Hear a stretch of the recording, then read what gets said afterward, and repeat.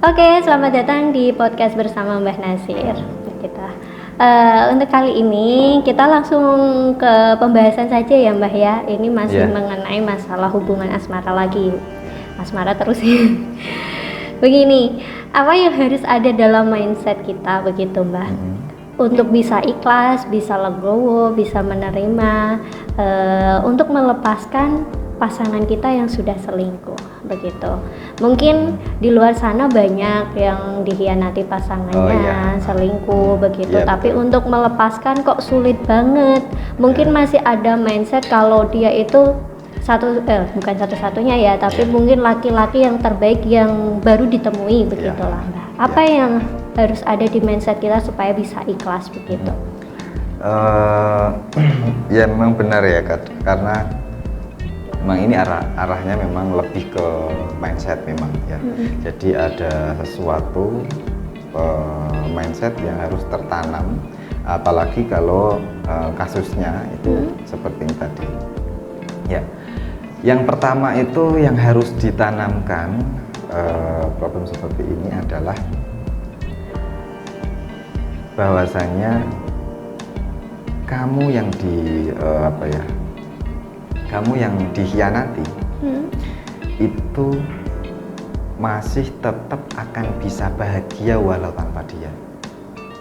Bukan hanya mendapatkan bahagia dari dirinya saja gitu. Jadi harus punya mindset, harus ditanamkan bahwasanya kamu masih tetap bisa bahagia walau tanpa si dia. Begitu. Jadi memang dari dalam diri sendiri yang menanamkan itu dan harus tetap kuat untuk memunculkan itu. Kadang orang tidak bisa merealisasikan mindset itu kan gara-gara dirinya sendiri ya. Betul. Ya masih teringat, terbayang begitu. Ya mungkin seperti belum kuat, belum bisa. Mungkin ya baru memang laki-laki pertama kali yang mungkin ada di hatinya gitu kan, bisa jadi ya Mbah ya. Yang perlu diketahui juga ini termasuk tipe laki-laki yang akan ditemui sebelum menemukan jodoh yang sebelumnya Mbah Nasir bahas di podcast begitu ya. Terus mungkin ada yang lain Mbah? Ada, masih ada beberapa yang nggak cuma itu tadi ya, yaitu yang kedua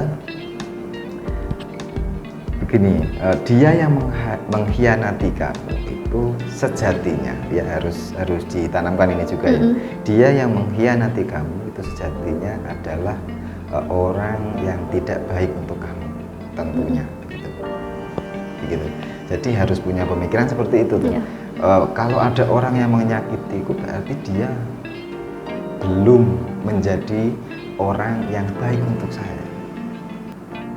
Gitu. Karena kalau orang sudah ketika orang menjalin hubungan nih kan ada konsekuensinya kan gitu. Ada yang lancar-lancar saja, ada yang terus kemudian putus nyambung, ada yang malah dikhianati, diselingkuhi. Kan orang yang mau menjalani hubungan ini kan sudah tahu dari awal konsekuensinya menjalin hubungan itu seperti apa sih. Pasti nanti mungkin seperti ini. Nah, yang seperti ini juga harus perlu ditanamkan. Jadi supaya tidak berlarut-larut ketika sedang mengalami problem ini tadi, yaitu sedang dikhianati atau apa. Jadi tanamkan mindset seperti tadi, bahwasanya dia yang mengkhianati kamu itu bukanlah orang yang baik atau bukanlah orang yang tepat untuk kamu. Belum pantas lah begitu. Ya, begitu. Itu yang perlu ditanamkan. Nah, terus kemudian yang ketiga adalah kamu harus juga menanamkan pemikiran bahwasanya kamu harus fokus untuk memperbaiki diri sendiri. Ya, ini lebih ke introspeksi ya. Jadi dengan kejadian yang sudah berlalu itu harus fokus juga untuk memperbaiki diri sendiri, tidak malah fokus memikirkan pasangan yang sudah mengkhianati kan begitu. Karena kan biasanya pasangan selingkuh itu kan tidak selalu dari pasangan kita yang bersalah, tapi bisa jadi dari diri kita karena mungkin ya kurang memberikan dia kenyamanan, kurang perhatian, sehingga ada orang yang baru dia mudah berpaling seperti itu ya Mbah ya. Ya seperti yang di video yang sebelumnya sudah kita bahas, ya itu juga. Nah terus ada lagi yang tidak kalah penting, yaitu jangan menutup diri pada orang lain tentunya. Ya. Mindset itu harus terus dipupuk supaya cepat keluar dari zona terpuruk. Jadi tanamkan bahwasanya setelah menjalin hubungan dengan orang ini yang ternyata memang benar bukan orang baik, maka kamu harus punya keyakinan juga bahwa di luar sana akan menjumpai orang yang lebih baik lagi ya, betul. Jadi jangan menutup diri, ya, jangan menutup diri.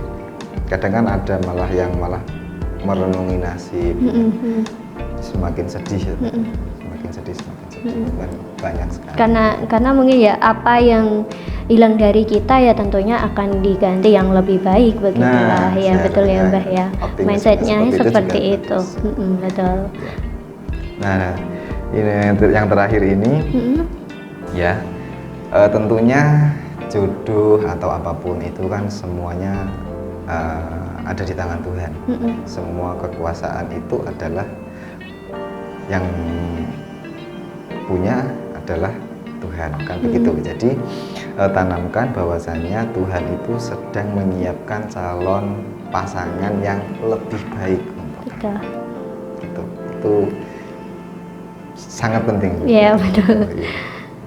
Jadi ketika sedang ada problem itu ya harus cepat-cepat mindset ini itu muncul ya, dikuatkan lagi bahwasanya saya sedang diuji nih, mendapati pasangan yang malah mengkhianati.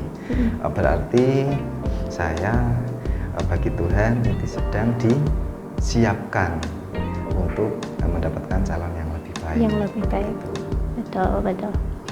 Ada lagi mungkin atau baik, nah itu tadi ada beberapa poin yang disampaikan Mbah Nasir begitu tentang mindset yang harus ada dalam diri kita jika kita memang sedang dihadapkan memiliki pasangan yang selingkuh, ingin melepaskan tapi merasa sulit, yaitu kembali dari diri kita, dari pemikiran kita sendiri begitu. Kalau memang sebelumnya sudah diselingkuhi, disakiti, kalau memberikan kesempatan sih boleh-boleh saja ya Mbah ya untuk membuat menjadi dia bisa introspeksi mungkin untuk memperbaiki hubungan. Tapi kalau sudah kebablasan, sudah terlalu sering mengkhianati, menyelingkuhi, ya di luar sana masih ada banyak laki-laki yang lebih baik begitu, yang bisa menghargai kita begitu ya Mbah ya. Itu untuk pembelajaran kali ini. Terima kasih Mbah Nasir untuk podcast kali ini. Sampai jumpa di podcast berikutnya.